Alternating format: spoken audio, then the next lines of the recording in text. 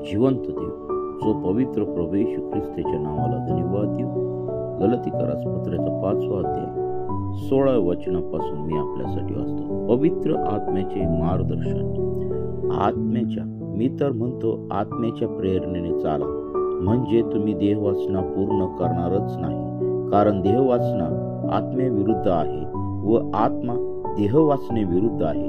ही परस्पर विरुद्ध आहे, यासाठी की जे काही तुम्ही इच्छिता ते तुमच्या हातून घडू नये. तुम्ही आत्म्याच्या प्रेरणेने चालवले आहात, तर तुम्ही नियमशास्त्राधीन नाही.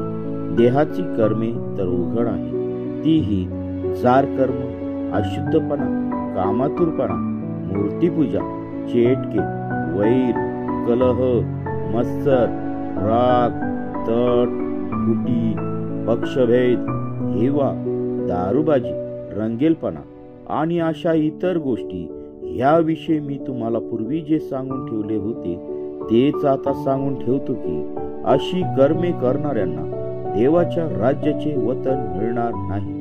आत्म्याच्या द्वारे निष्पन्न होणारे फळ प्रीती, आनंद, शांती, सहनशीलता, ममता, चांगुलपणा, विश्वासूपणा, सौम्यता, इंद्रिय दमन हे आहे.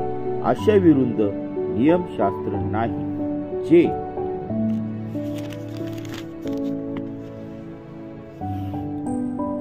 ख्रिस्त येशूचे आहेत त्यांनी विकार व वासना यांच्यासह देह स्वभाव वधस्तंभावर खिळला आहे.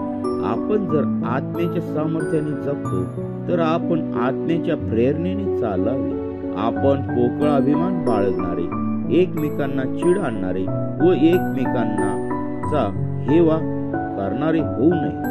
वाचलेले वचन देव बाप आशीर्वादित करो.